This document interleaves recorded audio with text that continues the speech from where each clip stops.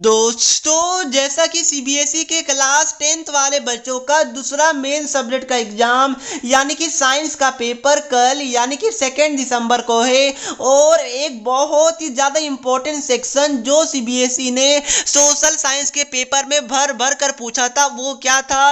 Assertion and reasoning question. Yes, assertion and reasoning question CBSE ने social science के paper में भर भर कर पूछा था।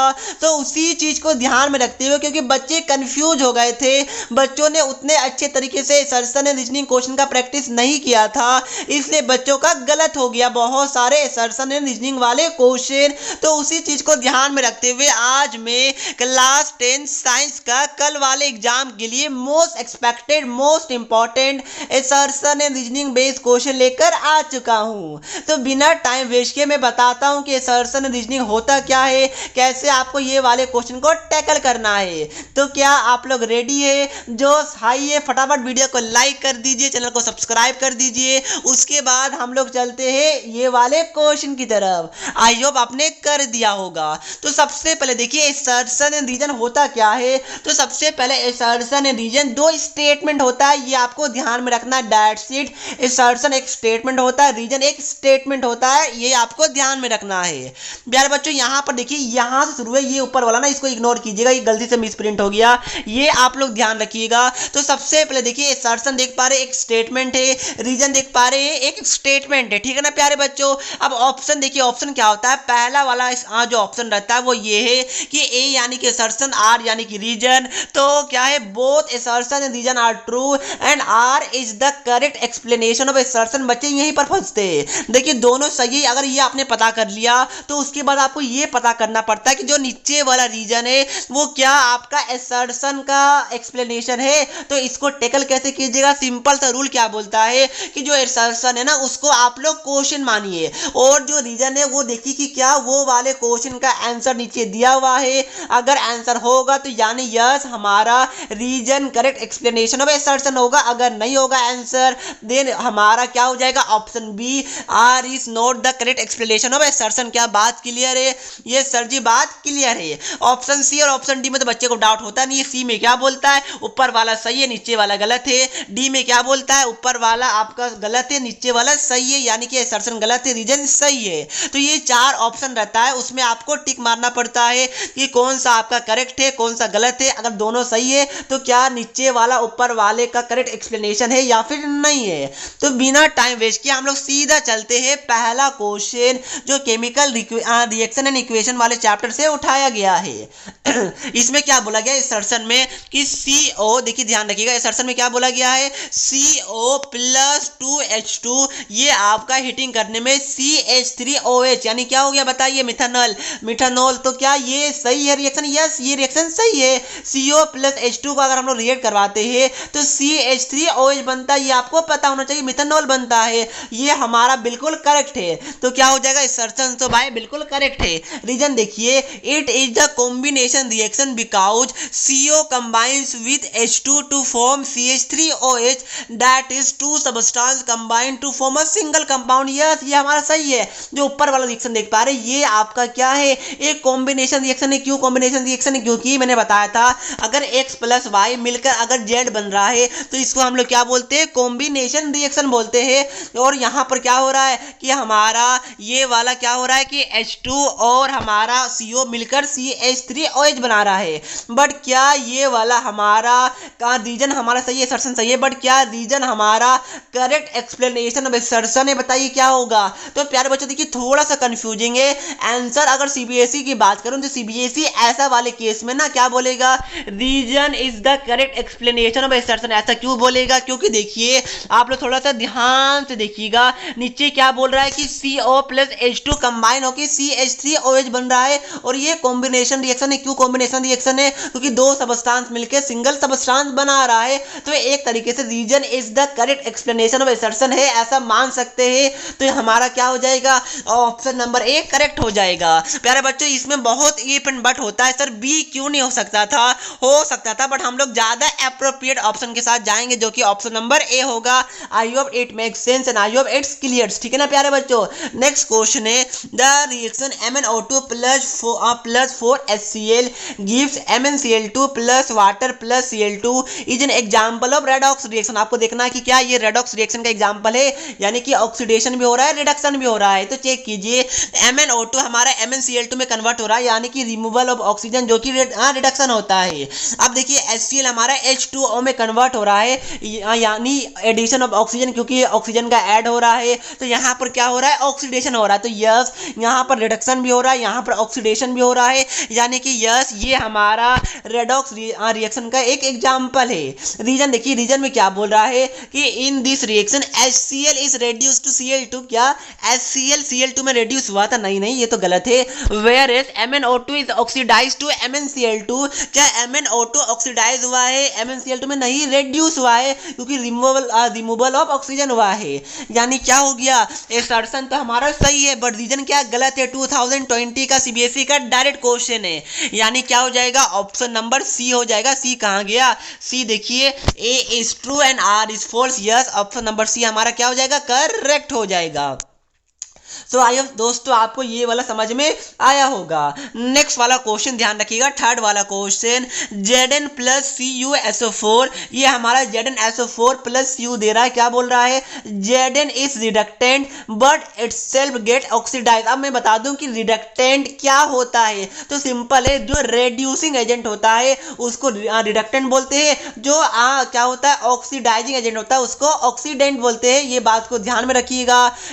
जो रेड्यूसिंग एजेंट होता है ना उसको रिडक्टेंट बोलते हैं, और रेड्यूसिंग एजेंट क्या होता है, जिसका ऑक्सीडेशन होता है ना उसको हम लोग रेड्यूसिंग एजेंट बोलते हैं। ये मैंने आपको कल के वीडियो में बताया था, वन शॉट इन केमिस्ट्री वाला। अगर आपने वीडियो नहीं देखा तो आपको लिंक डिस्क्रिप्शन बॉक्स में मिल जाएगा। तो प्यारे बच्चों, क्या हो जाएगा, बोल रहा है कि Zn इज रिडक्टेंट। चलिए देखते हैं, Zn क्या हो रहा है, हमारा ZnSO4 में कन्वर्ट हो रहा है, यानी क्या हो गया, एडिशन ऑफ ऑक्सीजन हो रहा है, यानी क्या हो गया, ये ऑक्सीडेशन हो गया। तो मैंने बताया जिसका ऑक्सीडेशन होता है वो रेड्यूसिंग एजेंट होता है, यानी कि रेड्यूसिंग एजेंट का दूसरा नेम रिडक्टेंट होता है। तो यस, Zn इज रिडक्टेंट, ये हमारा सही है। एंड क्या बोल रहा है, but itself get oxidise. Yes, Zn हमारा ZnSO4 में कन्वर्ट हुआ, यानी कि ऑक्सीडेशन भी हुआ है। ध्यान रखिएगा, ऑक्सीडाइज यानी कि ऑक्सीडेशन होता है, और ऑक्सीडाइजिंग एजेंट यानी क्या होता है, हमारा ऑक्सीडाइजिंग एजेंट यानी कि हमारा वही होता है रिडक्शन। तो ये बात को ध्यान में रखिएगा, कंफ्यूज नहीं होइएगा। रेड्यूसिंग एजेंट का दूसरा नाम क्या है, रिडक्टेंट है, ठीक है ना प्यारे बच्चों। और जिसका ऑक्सीडेशन होता है उसको हम लोग क्या बोलते हैं, रेड्यूसिंग एजेंट बोलते हैं। ये भी आपको पता होना चाहिए, एंड वाइस वर्सा। तो क्या हो जाएगा, असर्शन हमारा सही है। रीजन क्या बोल रहा है कि in redox reaction oxidant is reduced by accepting electron and reductant is oxidized by reducing electron। तो बताइए, देखिए ऑक्सीडेंट यानी क्या हो गया, मैंने बताया ऑक्सीडेंट यानी कि ऑक्सीडाइजिंग एजेंट, यानी कि उल्टा सोचिए क्या होगा, जिसका रिडक्शन हो रहा है। तो रिडक्शन में क्या होता है, गेन ऑफ इलेक्ट्रॉन, इलेक्ट्रॉन को एक्सेप्ट करना। यस, ये हमारा सही है। तो रिडक्टेंट में क्या हो जाएगा, ऑक्सीडाइजेशन, तो यानी क्या हो जाएगा, लॉस ऑफ इलेक्ट्रॉन। तो ये भी हमारा सही है, यानी कि रीजन भी हमारा सही है, असर्शन भी सही है, एंड रीजन हमारा करेक्ट एक्सप्लेनेशन ऑफ असर्शन भी है, क्योंकि ऊपर ऑक्सीडेशन रिडक्शन का बात हो रहा है, ऑक्सीडेंट रिडक्टेंट का बात हो रहा है, और नीचे भी हमारा वही चीज के ऊपर बात हो रहा है। यस, हमारा क्या हो जाएगा, reason is the correct explanation of assertion, यानी कि ऑप्शन नंबर ए हमारा करेक्ट होगा। आई होप आपको समझ में आया होगा। अब देखिए दोस्तों, फोर्थ वाला क्वेश्चन में क्या बोला गया है, असर्शन क्या दिया हुआ है, a reducing agent is a substance which can accept electron. अब मैंने क्या बताया था, मैं बार बार आपको एक ही चीज बोल रहा हूँ, ऑक्सीडेशन यानी कि रिड्यूसिंग एजेंट यानी कि रिडक्टेंट, ये सब एक ही होता है, एंड आपका रिडक्शन यानी कि ऑक्सीडाइजिंग एजेंट यानी कि ऑक्सीडेंट, ये हमारा एक ही होता है। ऑक्सीडेशन मतलब क्या हो जाएगा, ऑक्सीडेशन यानी कि लॉस ऑफ इलेक्ट्रॉन हो जाएगा, और आपका ऑक्सीडेशन मतलब कि लॉस ऑफ इलेक्ट्रॉन हो जाएगा, और रिडक्शन मतलब क्या हो जाएगा, बताइए, आपका गेन ऑफ इलेक्ट्रॉन हो जाएगा। ये मैं बार बार आपको बता रहा हूं। तो यहां पर क्या बोल रहा है, रेड्यूसिंग एजेंट यानी क्या हो जाएगा, ऑक्सीडेशन। तो ऑक्सीडेशन मतलब क्या होता है, लॉस ऑफ इलेक्ट्रॉन, बट यहां पर क्या बोल रहा है, व्हिच कैन एक्सेप्ट इलेक्ट्रॉन, मतलब कि ये गलत हो गया। Reducing agent is a substance which can accept electron, ये गलत है। क्यों गलत है, क्योंकि हमारा अगर ऑक्सीडाइजिंग एजेंट होता ना तो वो इलेक्ट्रॉन को एक्सेप्ट करता है, ना कि रेड्यूसिंग रिड्यूसिंग एजेंट। तो ये क्या हो जाएगा, एसर्शन आपका गलत हो गया, तो एसर्शन गलत हो गया ना, तो रीजन ऑटोमेटिकली आपका सही होना ही होना है। आप लोग पढ़िए ना पढ़िए कोई सेंस नहीं बनाता है। बट देखिए क्या बोला गया है, a substance which help in oxidation is known as oxidising agent. Yes ये सही है, जो सबस्टांस जो ऑक्सीडेशन करने में हेल्प करता है, मैंने कल के वीडियो में आपको बताया था, उसको ऑक्सीडाइजिंग एजेंट बोलते हैं। इसलिए मैं बोलता हूं कि हमारा वीडियो को स्किप नहीं किया कीजिए, कल वाला वीडियो जिसने नहीं देखा प्लीज देख लीजिएगा, one shot of class 10 chemistry वाला। तो क्या हो जाएगा, एसर्शन गलत है, रीजन सही है, यानी क्या हो जाएगा, ऑप्शन नंबर डी हमारा करेक्ट होगा। नेक्स्ट क्वेश्चन, फिफ्थ वाला क्वेश्चन, क्या बोला गया एसर्शन में कि photosynthesis is considered as the endothermic reaction. Reason क्या है कि energy gets release in the process of photosynthesis. प्यारे बच्चों गलत है, कैसे, अगर कोई भी रिएक्शन अगर एंडोथर्मिक होगा ना तो वहां पर एनर्जी रिलीज होगा क्या, नहीं होगा, एब्जॉर्ब होगा। तो यहां से तो कहानी क्लियर है कि भाई यहाँ पर एसर्शन गलत है या फिर रीजन गलत है, दोनों सही नहीं हो सकता, क्योंकि अगर एंडोथर्मिक होगा तो भाई एनर्जी रिलीज कैसे होगा, एनर्जी एब्जॉर्ब होगा। अगर एक्सोथर्मिक होता तो एनर्जी क्या होता, आपका रिलीज होता, ये आपको पता होना चाहिए। तो प्यारे बच्चों इस वाले केस में जो हमारा फोटोसिंथेसिस है वो एक एंडोथर्मिक रिएक्शन है, जहां पर एनर्जी है वो एब्जॉर्ब होता है, ये बात को ध्यान में रखना है। तो क्या हो जाएगा, हमारा एसर्शन सही है, रीजन गलत है, तो यानी क्या हो जाएगा, ऑप्शन नंबर सी हमारा करेक्ट होगा। प्यारे बच्चों बच्चे को कंफ्यूजन कहां होता है, अगर दोनों सही हो जाता है ना तो वहां पर ऑप्शन ए और बी में फंस जाते हैं। बट अगर एसर्शन सही है या फिर एसर्शन गलत है, रीजन सही है या फिर रीजन गलत है, यानी कि एक सही है एक गलत है, तो वहां पर बच्चे को कंफ्यूजन नहीं होता है। और ये बात मुझे अच्छी तरीके से पता है, क्योंकि सोशल साइंस के पेपर में बच्चे को ऑप्शन ए ऑप्शन बी में बहुत ज्यादा कंफ्यूजन हो रहा था। तो इसका क्या हो जाएगा, फिलहाल के लिए एसर्शन सही है, रीजन गलत है, यानी कि ऑप्शन नंबर सी हमारा करेक्ट होगा। नेक्स्ट क्वेश्चन देखिए, इंपॉर्टेंट क्वेश्चन है, इजी क्वेश्चन है, iron articles get rusted in moist air. Yes ये हमारा सही है, moisture and oxygen required for rusting to form hydrated ferric oxide. Yes ये भी सही है। तो प्यारे बच्चों एसर्शन भी सही है, रीजन भी सही है, and reason is the correct explanation of assertion भी है, क्योंकि अगर मैं आपको एसर्शन का क्वेश्चन बना के पूछूं तो इसका आंसर आप लोग यही दीजिएगा, तो ये हमारा करेक्ट है। तो क्या हो जाएगा, ऑप्शन ए हमारा करेक्ट हो जाएगा। क्या समझ में आ रहा है ना प्यारे बच्चों, किसी को कोई डाउट तो नहीं है? नहीं सर जी हमें डाउट नहीं है। तो क्या अब हम लोग नेक्स्ट क्वेश्चन की तरफ चले, क्योंकि जो नेक्स्ट क्वेश्चन मैंने पिकअप किया है वो आपका कौन से वाले चैप्टर से है, ये वाला हमारा एसिड बेसिस एंड सॉल्ट वाले चैप्टर से मैंने लिया है। तो क्या रेडी है, क्या अब हम लोग यहाँ पर नेक्स्ट चैप्टर की तरफ चले? ये सर जी बिल्कुल चलिए, पर उससे पहले फटाफट वीडियो को लाइक करके चैनल को सब्सक्राइब जरूर कर दीजिएगा। तो सीधा पहला क्वेश्चन एसर्शन क्या बोलता है, टोमेटो यानी कि टमाटर लाल लाल वाला contents oxalic acid, vinegar content acetic acid. Yes ये हमारा सही है। कैसे सही है सर जी, क्योंकि मैंने आपको बताया है, बार बार मैं आपको बोल रहा हूँ।